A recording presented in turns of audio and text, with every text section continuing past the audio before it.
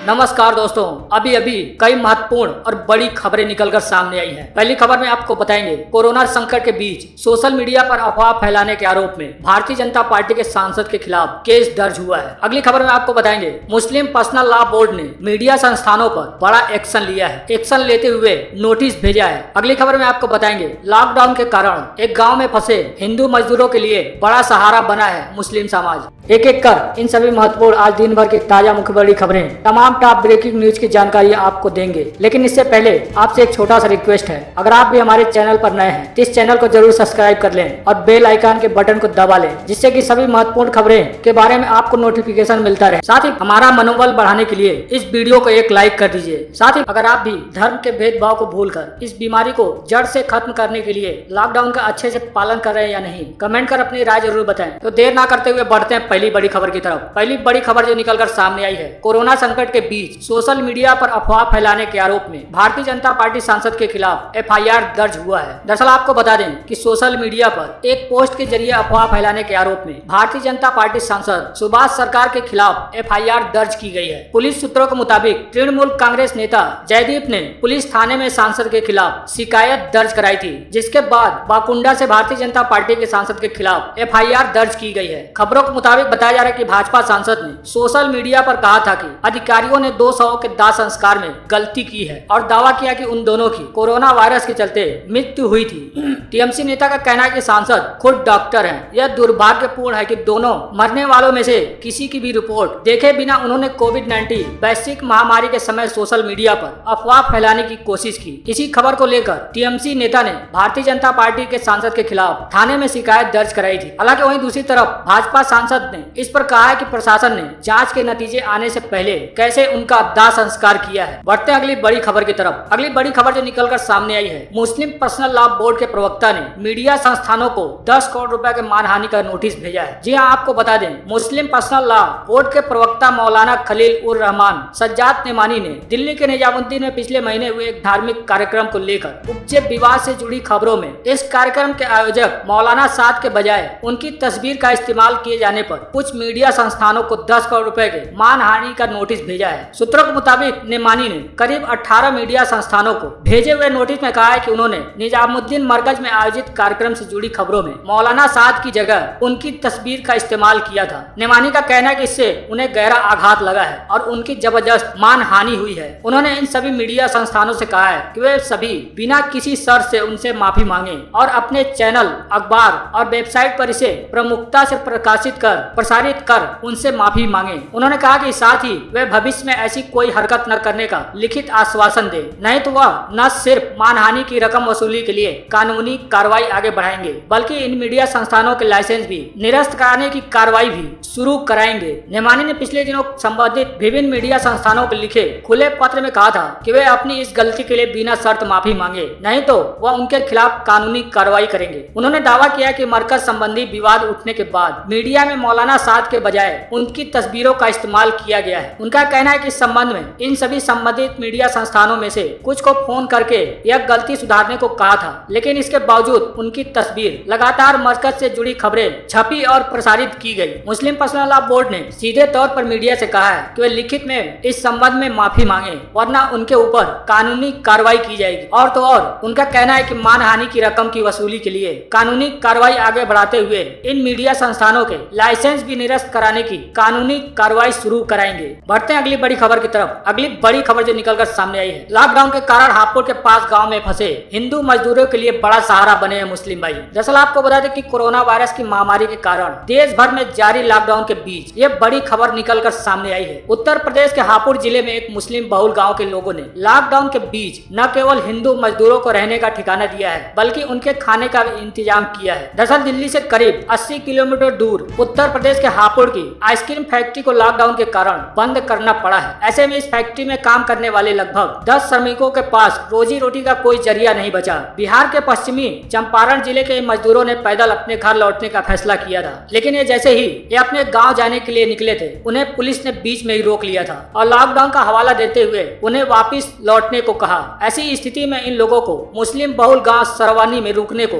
मजबूर होना पड़ा। गाँव के मुस्लिम इन मजदूरों की मदद के लिए आगे आए। ये न केवल पिछले 3 सप्ताह से इन हिंदू श्रमिकों को रहने का ठिकाना उपलब्ध करा रहे हैं, बल्कि उनके भोजन की भी व्यवस्था कर रहे हैं। इन परेशान श्रमिकों को लेकर उस गांव के एक शख्स ने बताया कि जब से लॉकडाउन की अवधि आगे बढ़ी है, इन लोगों की परेशानी और ज्यादा बढ़ गई है। उनका कहना है कि जब ये परिवार वालों से अपने बात करते हैं तो रोने लगते हैं, लेकिन हम इन्हें समझाते हैं, लेकिन हम इनकी स्थिति को समझ सकते हैं। उनका कहना है कि यदि हम बाहर होते हैं और हमारा परिवार गाँव में ऐसी स्थिति का सामना कर रहा होता है तो हमारी भी ऐसी ही स्थिति होती है। उनका कहना है कि हमारे गाँव वालों ने उन श्रमिकों की पूरी तरह से मदद करने का सोचा है, जिसको लेकर हम उनके रहने और खाने का भी इंतजाम कर चुके हैं। बढ़ते हैं अगली बड़ी खबर की तरफ। अगली बड़ी खबर जो निकलकर सामने आई है, कोरोना वायरस के चलते सीएम उद्धव ठाकरे की कुर्सी पचड़े में फंस गई है। कैबिनेट सहित देना पड़ सकता है इस्तीफा। दरअसल आपको बता दें कि कोरोना वायरस से जूझ रही महाराष्ट्र सरकार के सीएम उद्धव ठाकरे इस समय एक और बड़े संकट की ओर जाते हुए दिखाई दे रहे हैं। इस बार उनकी कुर्सी पचड़े में जाती हुई दिख रही है, लेकिन इसका कोई राजनीतिक दाव पेश नहीं है, बल्कि कोरोना वायरस है। दरअसल आपको बता दें कि नियम यह है कि मुख्यमंत्री सहित मंत्रिमंडल के सभी सदस्यों को सदन के दोनों सदनों में यानी विधानसभा और विधान परिषद की सदस्यता लेनी जरूरी है। अगर कोई सदस्य इन दोनों सदनों में से किसी एक सदस्यता के बगैर मंत्रिमंडल में शामिल होता है, फिर चाहे वो मुख्यमंत्री ही क्यों न हो, उसे 6 महीने के भीतर दोनों में से किसी एक का सदस्य बनना पड़ता है। आपको बता दें कि मुख्यमंत्री उद्धव ठाकरे ने बीते साल 28 नवंबर 2019 को एक बड़े ही नाटकीय घटनाक्रम के बाद मुख्यमंत्री पद की शपथ ली थी। इस हिसाब से देखा जाए तो 28 मई 2020 को उनके 6 महीने पूरे हो जाएंगे, यानी 6 महीने का कार्यकाल पूरा हो जाएगा। इससे पहले उनको इन दोनों सदनों में से किसी एक की सदस्यता लेनी होगी। अगर उद्धव ठाकरे ऐसा कर पाने में नाकाम होते हैं तो उन्हें इस्तीफा देना होगा। सबसे बड़ी बात यह है कि मुख्यमंत्री के इस्तीफे का मतलब पूरी कैबिनेट का इस्तीफा माना जाता है। आपको बता दें कि 24 अप्रैल को विधान परिषद की 9 सीटें खाली हो रही थी और इन्हीं में से किसी एक से उद्धव ठाकरे को चुनकर आना था, लेकिन कोरोना वायरस की रोकथाम के लिए लगाए गए लॉकडाउन के कारण चुनाव आयोग ने इस इलेक्शन को टाल दिया है। अब इन हालात में उद्धव ठाकरे इस चुनाव का इंतजार नहीं कर सकते हैं। सबसे बड़ी बात यह है कि विधान परिषद में राज्यपाल के कोटे से 2 सीटें खाली हैं। इन पर उद्धव ठाकरे का नाम भेजा जा सकता है, लेकिन अब यह राज्यपाल पर निर्भर करता है कि वो इनके नाम पर मंजूरी देते हैं या नहीं। इन हालात में एक बार फिर महाराष्ट्र का मुद्दा सुप्रीम कोर्ट पहुंच सकता है या फिर महामारी के बीच ही चुनाव कराए जा सकते हैं। हालांकि ऐसी उम्मीद कम है। हालांकि यह बात जरूर है कि उद्धव ठाकरे के पास सदन में बहुमत है और संख्या बल के हिसाब से उनकी सरकार को कोई संकट नहीं है, लेकिन इस बार जो तकनीकी पेच उनके सामने है वह भी किसी सिर दर्द से कम नहीं है। बढ़ते हैं अगली बड़ी खबर की तरफ। अगली बड़ी खबर जो निकलकर सामने आई है, आपने भारतीय जनता पार्टी पर संकट में भी, इस संकट की घड़ी में भी ओछी राजनीति करने का आरोप लगाया है। दरअसल आपको बता दें कि कोरोना संकट के दौरान भारतीय जनता पार्टी और कांग्रेस के बीच चल रही खींचतान और बयानबाजी पर आम आदमी पार्टी की प्रदेश इकाई ने हमला बोला है। आम आदमी पार्टी ने आरोप लगाया कि राज्य सरकार हो या केंद्र सरकार दोनों कोरोना वायरस जैसी वैश्विक महामारी के संकट के समय तुष्टीकरण की राजनीति कर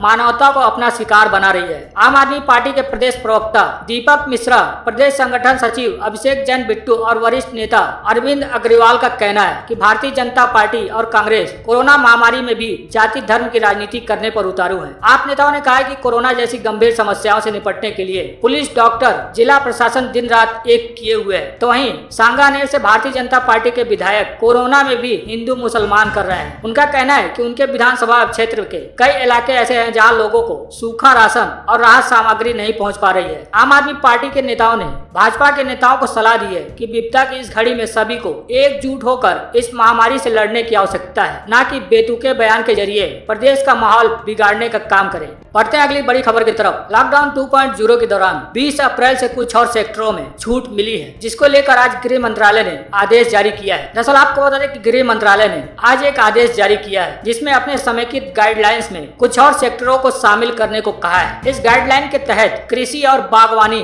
पौधारोपण, फाइनेंशियल सेक्टर, ग्रामीण क्षेत्रों में निर्माण कार्य की गतिविधियों को शामिल करने को कहा गया है। जारी गाइडलाइंस की लिस्ट राज्य, केंद्र शासित प्रदेशों, भारत सरकार के मंत्रालय व विभागों के साथ विभिन्न अथॉरिटी को सौंप दिए गए हैं। गृह मंत्रालय ने जो अतिरिक्त गतिविधियों को शामिल करने के लिए आदेश जारी किया है, उसमें गैर बैंकिंग वित्तीय संस्थानों, कारपोरेटिव क्रेडिट सोसाइटी व अन्य वित्तीय संस्थानों को कम से कम स्टाफों के साथ काम करने की छूट दी गई है। इस आदेश में पानी सप्लाई और सैनिटेशन, पावर ट्रांसमिशन की लाइन और टेलीकॉम ऑप्टिकल फाइबर व केबल को बिछाने के कामों में भी 20 अप्रैल से छूट दी गई है। इसके अलावा ग्रामीण क्षेत्रों में निर्माण कार्य की गतिविधियां भी रियायत की लिस्ट में है। इस तरह गृह मंत्रालय ने अनुसूचित जाति द्वारा की जाने वाली खेती व वन उत्पादों के काम को भी छूट दिया है। मंत्रालय ने बांस, नारियल, सुपारी, कोको, मसाले की खेती से लेकर उनके कटाई, बनाई, पैकेजिंग, बिक्री में को भी शामिल किया है, जिससे 20 अप्रैल से लॉकडाउन में छूट मिलेगी। इसके साथ ही हाउसिंग फाइनेंस कंपनियों को और माइक्रो फाइनेंस इंस्टीट्यूशन समेत गैर बैंकिंग वित्तीय संस्थानों को न्यूनतम स्टाफ के साथ कार्य करने की अनुमति दी गई है। आपको बता दें कि इससे पहले के गृह मंत्रालय के गाइडलाइन के मुताबिक, जिसे कल रात जारी किया गया था, उसमें सरकार ने कहा था कि mobile phone, TV, fridge, laptop, कपड़े और स्कूली बच्चों के लिए स्टेशनरी आइटम तथा किराने के सामान और दवा जैसी आवश्यक वस्तुओं को भी अमेजॉन, फ्लिपकार्ट और स्नैपडील जैसे ई कॉमर्स प्लेटफॉर्म पर उपलब्ध कराया जा सकता है। हालांकि ई कॉमर्स कंपनियों के डिलीवरी वैन को सड़कों पर संचालन के लिए वहां के संबंधित अधिकारियों से इजाजत की जरूरत होगी, जिसके बाद आप यानी 20 अप्रैल के बाद आप कई चीजों की, जैसा कि हमने आपको बताया, उन सभी चीजों की आप ऑनलाइन खरीदारी कर सकते हैं। सरकार के द्वारा इस छूट से कई लोगों की जरूरतें पूरी हो सकती हैं। बढ़ते हैं अगली बड़ी खबर की तरफ। अगली बड़ी खबर जो निकलकर सामने आई है, कांग्रेस ने ज्योतिरादित्य सिंधिया पर हमला बोला है। कहा है कि लोग मर रहे हैं, इन्हें सिर्फ अपने लोगों को मंत्री बनवाना है। दरअसल आपको बता दें कि इस वायरस को लेकर पूरे देश में, साथ ही विदेश में हंगामा मचा हुआ है। लेकिन इस बीच कांग्रेस से निकलकर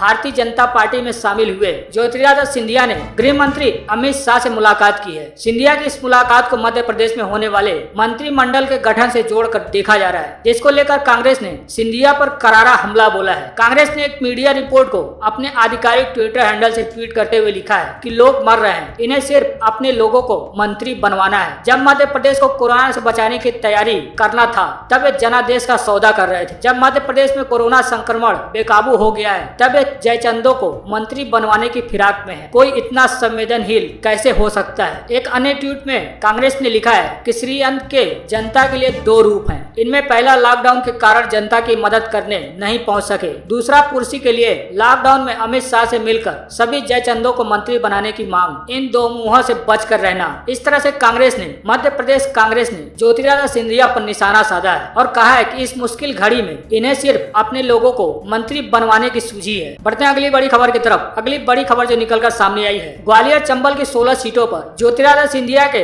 दल बदल को मुद्दा बनाएगी कांग्रेस। दरअसल आपको बता दें, कोरोना संकट और लॉकडाउन के दौरान मिले समय को मध्य प्रदेश कांग्रेस ने राज्य की 2 दर्जन विधानसभा सीटों पर होने वाले उपचुनाव की रणनीति बनाने में लगा दिया है। पार्टी का चुनावी चेहरा पूर्व मुख्यमंत्री कमलनाथ ही होंगे। उपचुनाव में ग्वालियर चंबल की 16 सीटों पर सिंधिया के दल बदल व जनमत के साथ हुए छल के मुद्दे को हवा दी जाएगी। उपचुनाव को अपनी प्रतिष्ठा से जोड़कर कमलनाथ स्वयं सारी तैयारी में जुटे हुए हैं। प्रदेश में 1.5 दशक के बाद जैसे तैसे सत्ता में लौटी कांग्रेस सरकार को उसकी अंदरूनी गुटबाजी और फूट ने ही सड़क पर ला खड़ा किया है। पूर्व मुख्यमंत्री कमलनाथ ने इस पूरे सियासी घटनाक्रम के बाद 24 सीटों पर उपचुनाव की तैयारी शुरू कर दी है। प्रदेश में कोरोना वायरस के चलते उत्पन्न आपात स्थितियां सामान्य होते ही चुनावी सरगर्मियां तेज होने की उम्मीद है। कांग्रेस को इस बात का पूरा अनुमान है कि सितंबर के पहले उपचुनाव के आसार नजर नहीं है। इसलिए लॉकडाउन के समय का पूरी तरह से भरपूर उपयोग, हर सीट की राजनीतिक जमावट और संभावित प्रत्याशियों के नामों पर चर्चा हो रही है। बढ़ते हैं अगली बड़ी खबर की तरफ। अगली बड़ी खबर जो निकलकर सामने आई है, स्टेट बैंक ऑफ इंडिया यानी SBI सेविंग खाते में अगर 1 लाख रुपए जमा है तो अब कितना ब्याज मिलेगा, इसके बारे में SBI ने बताया है। दरअसल आपको बता दें कि भारतीय स्टेट बैंक यानी SBI ने हाल ही में फैसला किया है कि जिसके बाद सभी सेविंग खाते पर ब्याज 15 अप्रैल से घट गए। बैंक ने इसमें 25 बेसिक पॉइंट की कमी की है। बैंक के इस फैसले का क्या असर पड़ेगा और कितना फायदा या नुकसान होगा, यह सवाल आपके दिमाग में भी उठ रहा होगा। दरअसल SBI के इस फैसले के तहत अब 1 लाख तक डिपॉजिट पर ब्याज 3% से घटाकर 2.7% कर दिया गया है। इसका मतलब यह हुआ कि अगर 1 लाख तक और इसके ऊपर के जमा दोनों पर इतना ही ब्याज मिलेगा। इसके साथ बैंक ने ग्राहकों को राहत देते हुए MCLR में 0.35% की कटौती की। नई दरें 10 अप्रैल से लागू हो चुकी हैं। इससे उन लोगों को फायदा होगा जिन्होंने घर या गाड़ी से संबंधित कोई कर्जा ले रखा हो। साथ ही EMI में भी राहत मिलेगी। नई MCLR CLR दरों के लागू होने के बाद इस आधार पर 30 साल के लिए गए 1 लाख रुपए के होम लोन पर मासिक किस्त में 24 रुपए की कमी आएगी। वहीं SBI के बाहरी मानक दर यानी EBR में भी कटौती हुई है। अब यह 7.80% से घटकर 7.05% सालाना हो गई है। इस तरह रेपो से जुड़ी उधारी दर यानी RLLR की दर भी 7.40% से घटकर 6.65% सालाना हो गई है। ये नई दरें 1 अप्रैल 2020 से लागू हो गई है। दोस्तों अभी के लिए इतना ही। अगर आपको ये टुडे ब्रेकिंग न्यूज अच्छी लगे तो इस वीडियो को जरूर लाइक करें और चैनल को सब्सक्राइब करना तो बिल्कुल मत भूलिएगा। मिलते हैं अगली बड़ी खबर के साथ। नमस्कार, जय हिंद, धन्यवाद।